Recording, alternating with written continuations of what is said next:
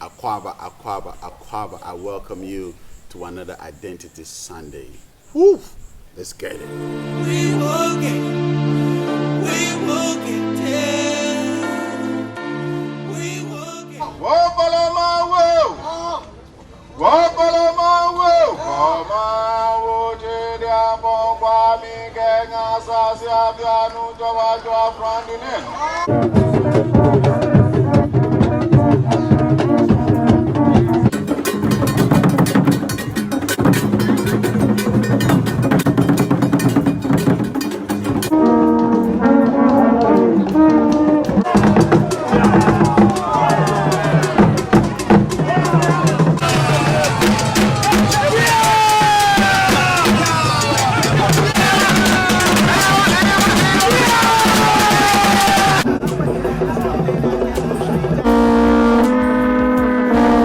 standing on this mountain.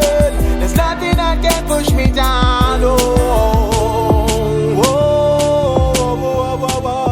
Yeah. One of the things that everybody needs to understand is the fact that the idea of separation was not in the mind of the Creator. The Creator never intended for the creation that He made to be separated from each other.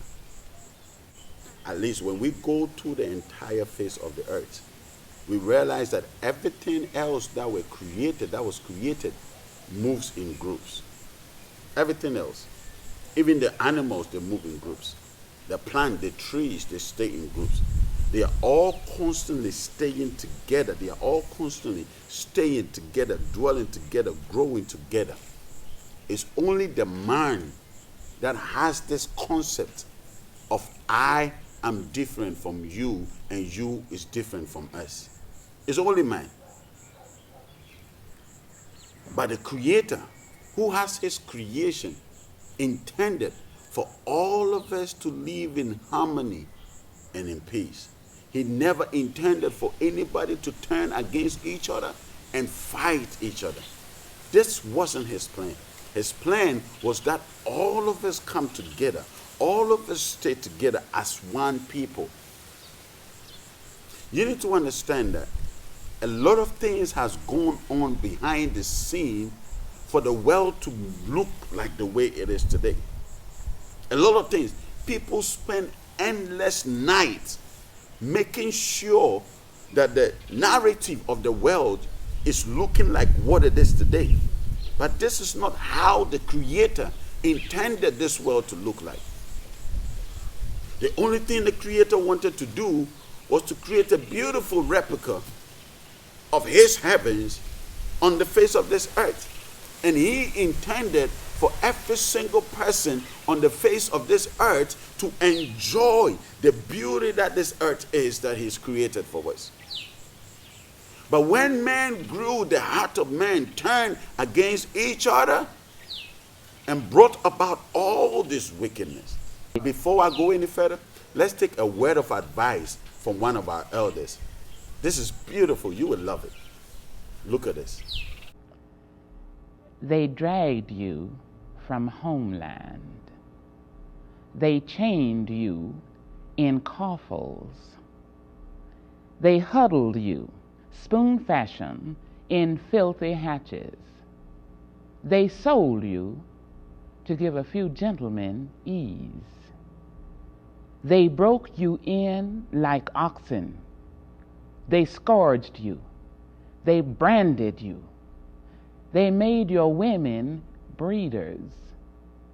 They swelled your numbers with bastards.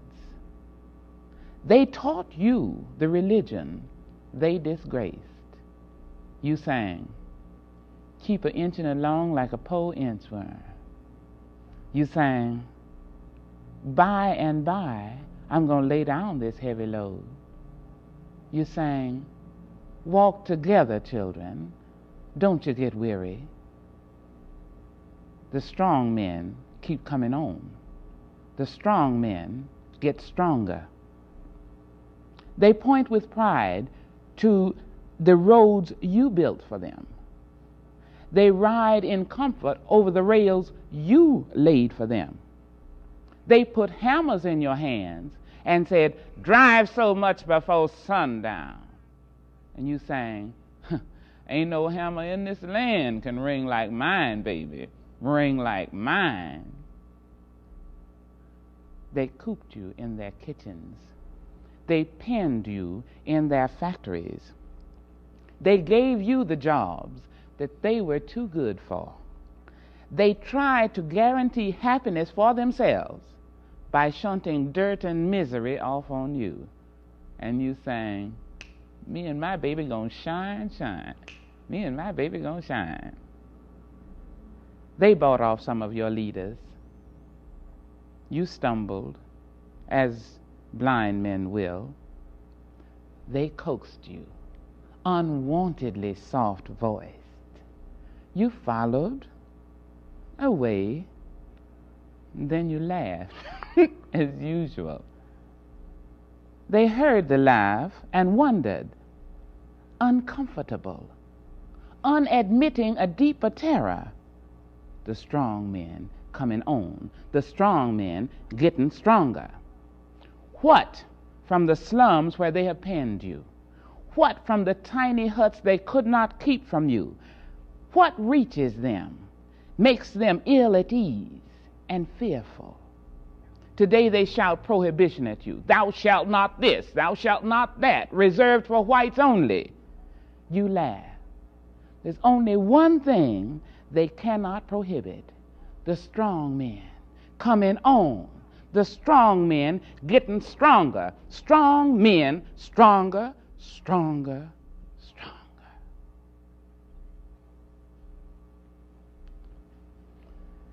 That's a story. That's your story. It's my story. I wonder, I would like very much to see that story told in pictures. Let's see it told in pictures. Ooh-hoo, hoo-doo, yeah, freedom. Ooh-hoo, hoo-doo, yeah, freedom. Ooh-hoo, hoo-doo, yeah, freedom. Mm-hmm, mm-hmm, mm-hmm. Osawaba huru, osawaba huru, osawaba huru, yeah, oh yeah, freedom. Mm-hmm, mm-hmm, mm-hmm, mm-hmm. Ooh, hoodoo, yeah, freedom. Ooh, hoodoo, yeah, freedom.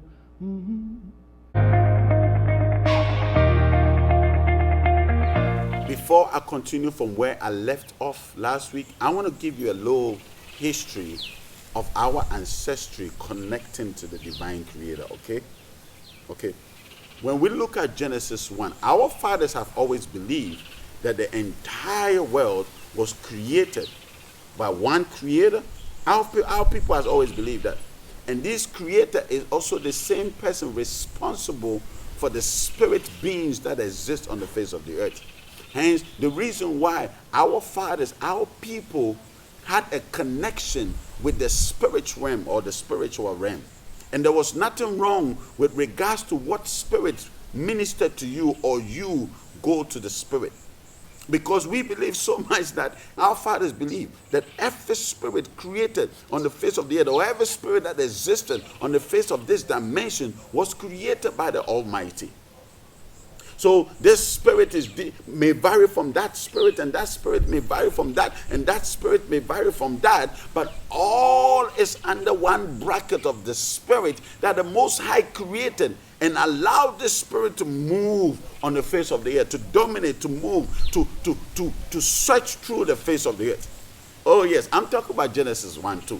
We read it, it's evident that the spirit of the Most High moved, the spirit of the Creator moved, the being, the power, the creating force of the Most High moved on the face of the earth.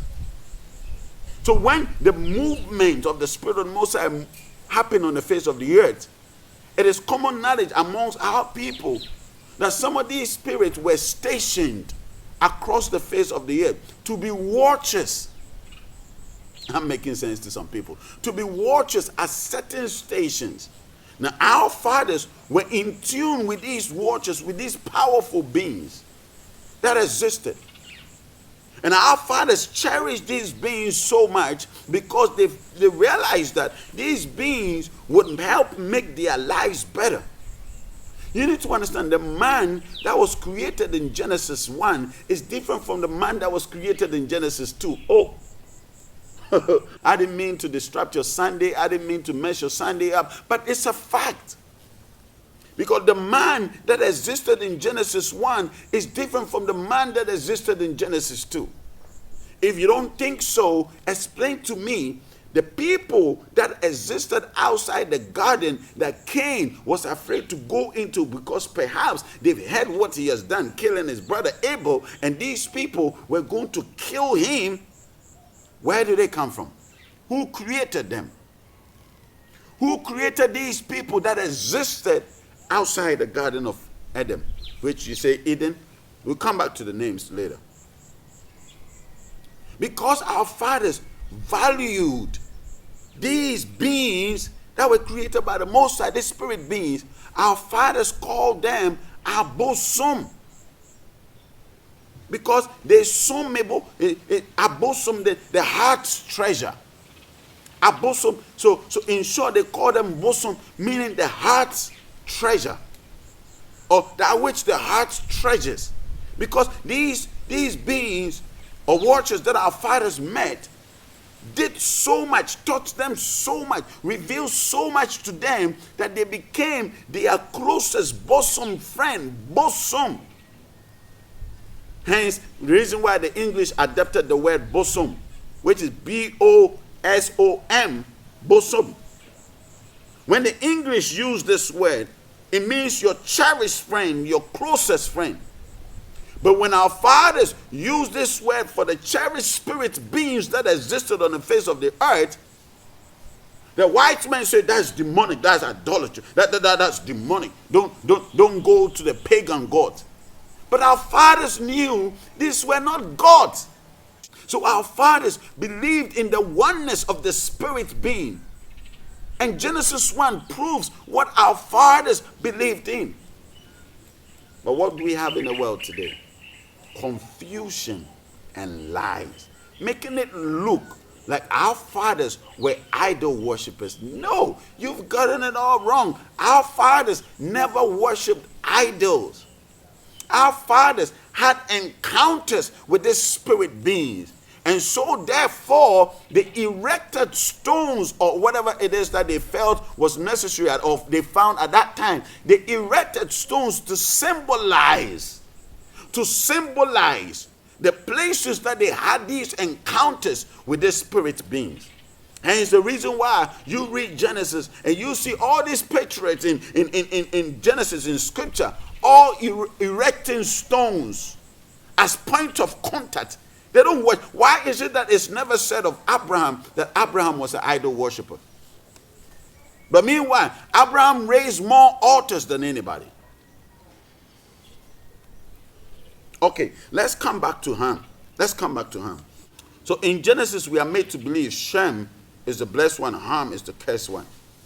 But yet, the entire spectrum of this earth, the only evidences we have as pre-existent civilization are all descendants of Ham, majority, or maybe Japhite. Is that what we want to go into? Because if you want to bring that separation between Ham and Japhite, how can three sons of the same father, be so shattered apart or scattered apart by a world's point of view? Oh yes, I say a world's point of view because Moses was not there in Genesis. Moses did not exist in Genesis. So everything Moses wrote, and don't get it twisted, was not received from on high about Genesis. No, Moses read these documents that already existed on the face of this earth. Right? Because he was the prince of Egypt, and hence he had access to the library of Egypt, and the library of Egypt contained all civilizations that existed before Egypt. civilizations including ancient Mesopotamia, or the ancient Sumerians, or the Akkadians. These were all ancient texts, ancient history that existed pre-Egypt. So Egypt that time had collected a lot of information that existed in the ancient world.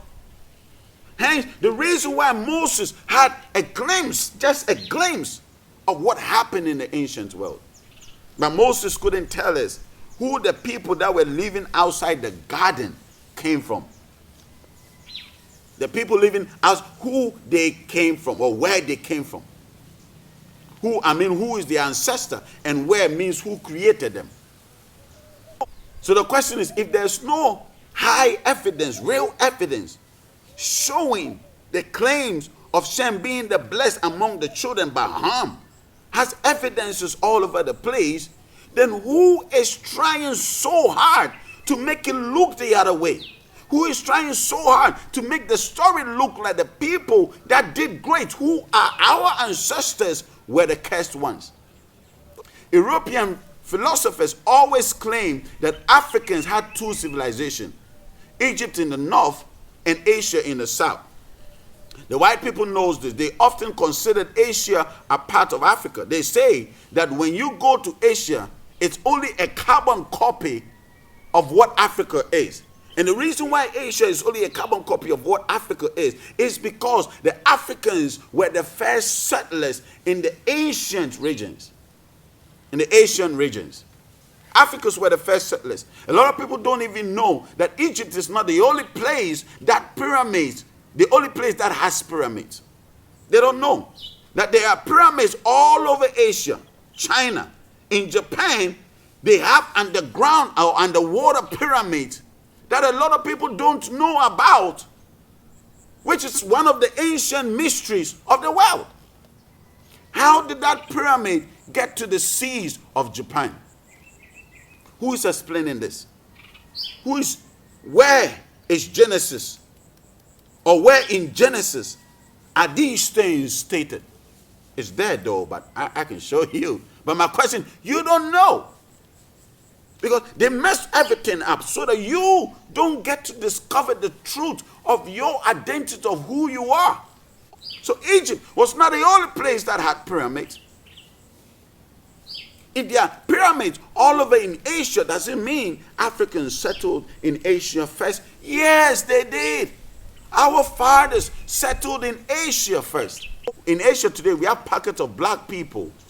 We have the Mani people who are an ethnic group of Thailand. They are more widely known in Thailand as the Sakai, a controversial derogatory term meaning slave or barbarism. They are the only Negrito group or the Negreto group in the Thailand and speak a variety of related Aslian languages or ancient and African, the combination, the Aslian ancient African languages, primarily Kansu and Ten-End. Forgive my pronunciation. Then we have the Semang, who are a Negrito ethnic group of the Mala Peninsula, or the Mala or Malay Peninsula. They are found in Perak, Pahang, Kilatan, and Kedah of Malaysia. They have been there, or it's been recorded that they have lived there since before the 3rd century. They are described etymologically as the nomadic hunters or gatherers. Then we have the Andaman Islanders of Asia. The Andaman Islanders are various indigenous people of the Andaman Islands, part of the Indian Andaman and Nicobar Islands, Union Territory in the southeastern part of Asia, of the Bay of Bengal, and in Southeast Asia. The Andaman people are among the various groups considered Negrito, owing to their dark skin and diminutive stature. All Andamanese traditionally lived as hunters or gatherers and appear to have lived in substantial isolation for thousands of years. It is suggested that the Andamanese settled in the Andaman Islands over 26,000 years ago. We have the black population in the Philippines. Although the great majority of the people of Philippines today are the Tagalog, the country is not racially monolithic. In spite of their small number today, the original inhabitants of the Philippines are the diminutive Africans who settled, who still live in scattered communities in the Philippines and are commonly and pejoratively called the Panamees and the Negrotos and Aita and a variety of other names based upon their specific local. The word Aita is especially derogatory. Then we have the Madong people, who are a group of people in Asia. The women have these rings they wear on their necks, which are identical to the East African women tribes who wear the same thing on their necks. This shows that the African Asian connection is still there. They still carry the cultures and the traditions of African people. The list goes on and on and on. These are the diminutive Afrocoids, and these are very, very ancient people who left Africa about 60, 70 to 100,000 years ago and became isolated. So our people has existed across the face of the earth thousands of years ago. Thousands of years ago. My question is, where is the Genesis story, or where is the Genesis account of the people who existed thousands of years ago? Where are they? Then we have the Sumerians, who are the first or the earliest known civilization in the history of mankind. It is historically located in the regions of southern Mesopotamia, ancient Mesopotamia, now southern Iraq, during the Bronze Ages, 80 Bronze Ages. And one of the first civilizations in the world, along with places like the ancient Egypt, the ancient Babylon, the ancient Assyrian, the ancient Chinese. Chinese also go very long. But the real Chinese, you get it. The same people that I just spoke about, our people settling in the ancient continent. So these are the real ancients, the real Asians, the real Chinese, our people, thousands of years ago. The term Sumer is the name given to the land of the Sumerians, the ancient non-Semitic speaking inhabitants of the southern Mesopotamia, by their successors, the East Semitic speaking Akkadians. The Sumerians themselves referred to their land as Kiangia, or pronunciation again, the country of the, which means the country of the noble lords. The origin of the Sumerian is not known. But why is the origin of the Sumerian not known? Because these people came from the early ages of existence of man, which is going back to the garden that the Most High created man. But the people of Sumer referred to themselves as black-headed ones, or the black-headed people. For example, the Sumerian king Shao-gi described himself as the king of the four corners. The four corners, the king of the four corners, right? The pastor of the black-headed people. The Akkadians also called the Sumerians black-headed people.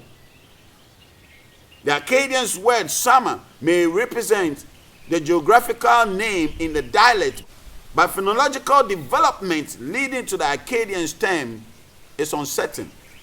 More historians have suggested that Sumer was first permanently settled before the Common Era, 5,500 to 4,000 BCs, by a Western Asian people who speak Sumerian language. Western ancient people. And these people call themselves the black-headed ones. The Western ancient people, old people, call themselves the black-headed ones. Where do you think they are coming from? If not the descendant of Manu, or what you say, Noah. So others have suggested that the Sumerians were not African people who migrated from the Green Sahara into the Middle East and were responsible for the spread of farming in the Middle East.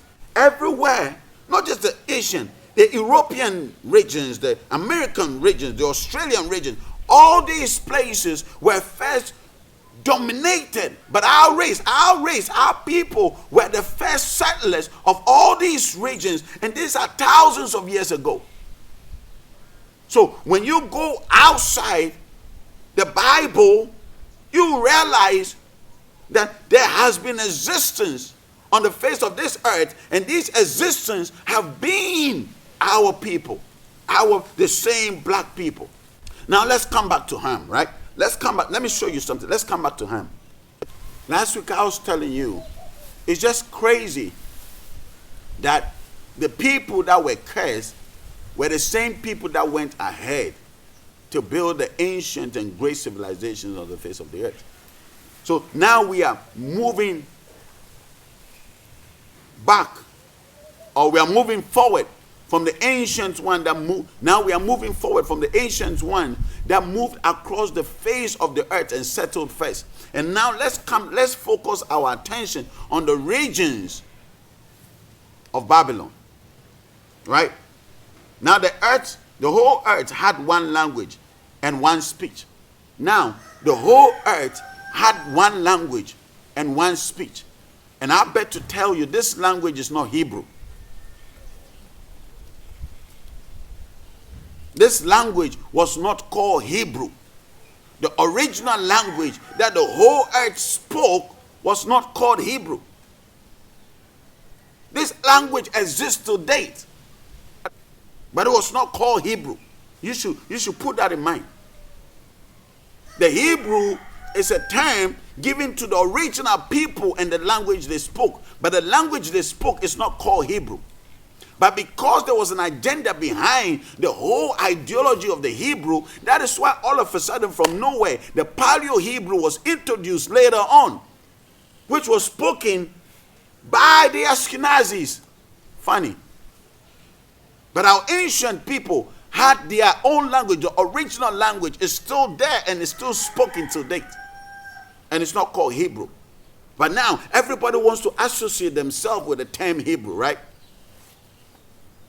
So they all had one language. And it came to pass that they journeyed from the east. So my question is, I've already told you that our people settled in the Middle Eastern and the ancient places, right?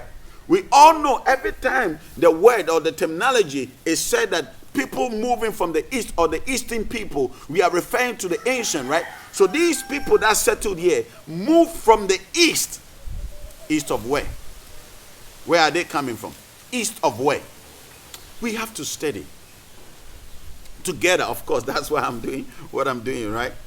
And it came to part of the journey from the east in the beginning that they found a plain in the land of Shinar, which is Babylon, and they settled there. So you see, the place was originally called Shinar, but the latest writers and historians are the one changing all the names. So now you get what I'm saying. The original language was not called Hebrew. Then they said to one another, "Come, let us make bricks and burn them thoroughly." And they had bricks for stones and bitumen for mortar. So they said, first of all, these people are moving from another settlement, from a group of people. And now they came. So obviously it will make sense that the people who moved and came to settle in this Shinar place spoke the same language. So how is it that these same people who are in one place speaking the same language, saying the entire world at this time spoke one language? How does this make sense? It's just like, let me show you. When somebody is living in Ghana and there's something about to happen in Ghana, we say in our language, but we are only in Ghana. But though we are here, we refer to what is happening here in Ghana as the whole world. It's the same way, whether you are in Britain, whether you are in Germany, Netherlands, or the Americas, or Canada, or wherever you find yourself, or Asia, when something is happening in that region, you say, what has the world come to? It doesn't necessarily mean where you are is the entire world. It simply means that what has the world come to? You are part of the world, I'm part of the world. So wherever you find yourself, we say, what has the world come to? So when it says here that the people in the whole world spoke the same language, it was only basically referring to the people in that region who spoke the same language.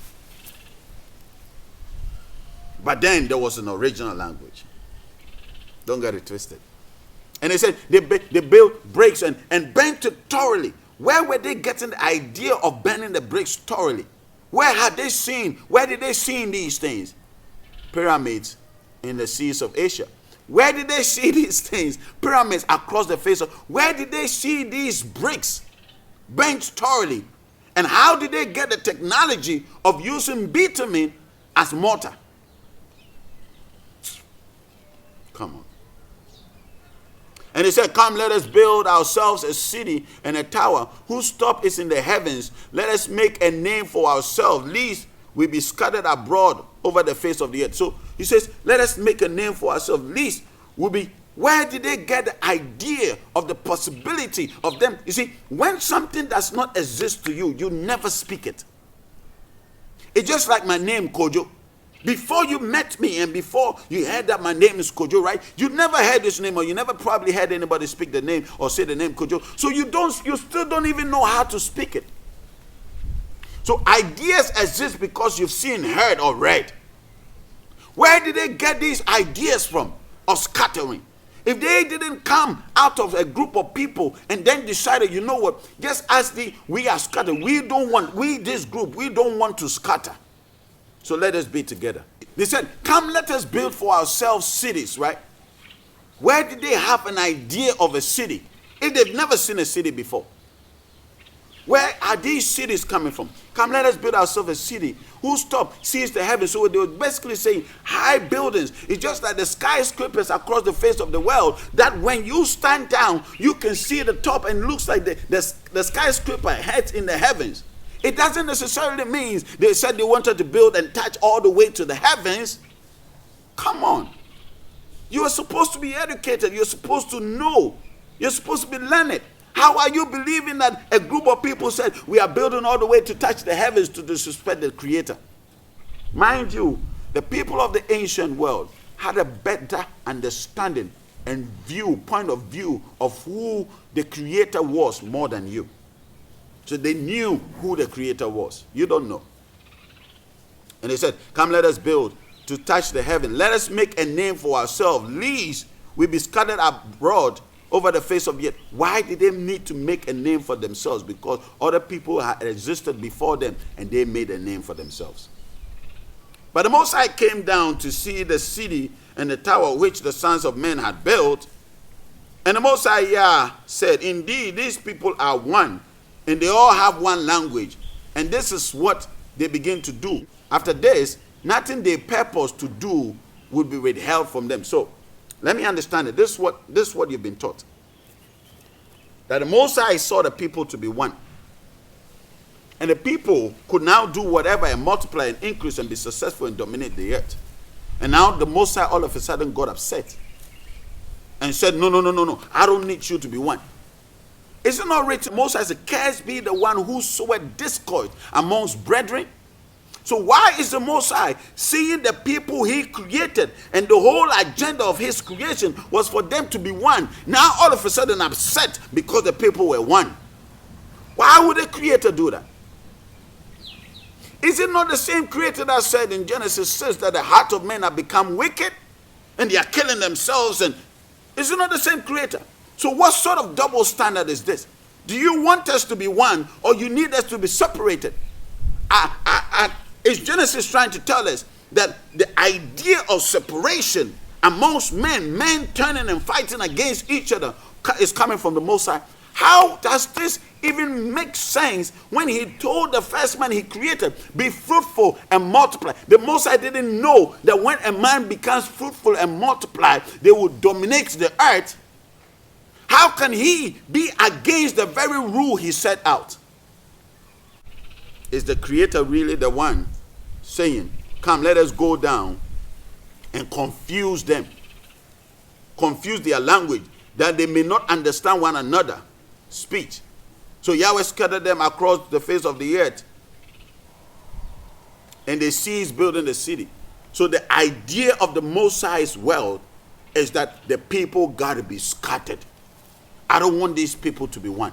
I want these people to be scattered. Because you are reading and believing in these ideas, That is how come you can look in your brother's eyes and shoot him, because you feel my brother is not like me. That's why you can point fingers at, you are this and I am this and you are that and I am that and I am better than you and you are better than this and you are nothing.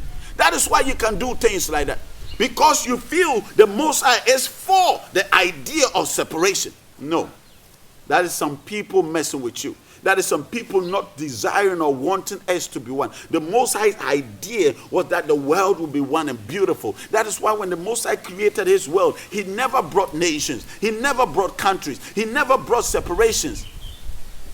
He only knew one thing, and that is unity. If not anything, those who believe in the New Testament, he said, for I and my Father are one, right? In the New Testament. So the idea is, love your neighbor as thyself. So at the idea of the Most High being upset that the people are one and they are doing things together, and all of a sudden the Most High steps in and says, let me separate you. At what gain? What was that going to profit the Most High? To separate them for what? What was he going to gain?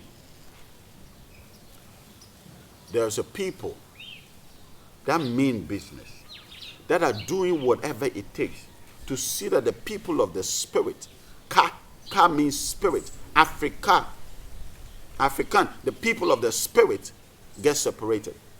Africa was created as one people. The Most High created us as one people. He didn't create us to separate us. He didn't create us to turn against each other. It's when the heart of man rose and became evil in them that they started injecting these lies and these pollution, so that you would think and believe. You would think and believe we are not the same people. Have you not seen every time they come against, they say Africa? Do you understand the spirit of Africa? The spirit of Africa can never be separated by anybody or any man. That is why up to date, whenever anybody is traveling to Africa, they said, I am going to Africa. They never said, I'm going to Nigeria. Even though they know the country they are going to, they just said, I am going to Africa. Do you know why? Because the spirit of Africa is oneness. And that is why this group of people are doing whatever it takes to ensure that you and I get separated from each other. And you are also falling victim to their game. You are also promoting their game. You are also running their game. You are busy telling everybody, you are bigger, you are better, I'm better than you, I'm not. You are busy fulfilling their plans. Continue. Instead of you waking up, they know the danger of us waking up. You read Genesis 11. He said, so long as these people are one, nothing they purpose in their heart will be withheld from them. So long as we are one, nothing will be taken from us. Hence the reason why the spirit of our fathers are calling us back together. The reason why you better shoe sharp and stop causing separation amongst us. For we are one people scattered across the face of the earth. And hence the prophetic word that in that day I will gather my people together. He never said, I will gather. Stop the separation. It's one Africa. It's one people. I don't care whether you are in the north, south, east. You are my brother. You are my sister. I love you. And even if you hate me and think I am minute, I am whatever, I don't care. I don't care about all these modern terminologies that they are using to confuse you, Hashem, Ham, and Japheth. I don't care. If they got the name of the man who sailed the seas at the flood ages, if they got his name wrong, what makes you think they will get the name of his children right? If they call this man Noah, while the original name of this man is Menu, what makes you think they will get their children's names right? What makes you think all these names are right? So now you know that these names are fake, but you are following the separations that comes with the fake names, that attaches itself with the fake names. What are we doing as a people? It's time we wake up. It's time we come into the melanated truth. And it's time we know our identity. Have a great day. Enjoy your Sunday. I'm sorry I've taken a bit of your time, but I hope today's lesson was a blessing. Continue same time next week. Stay blessed. We will get there. We will get.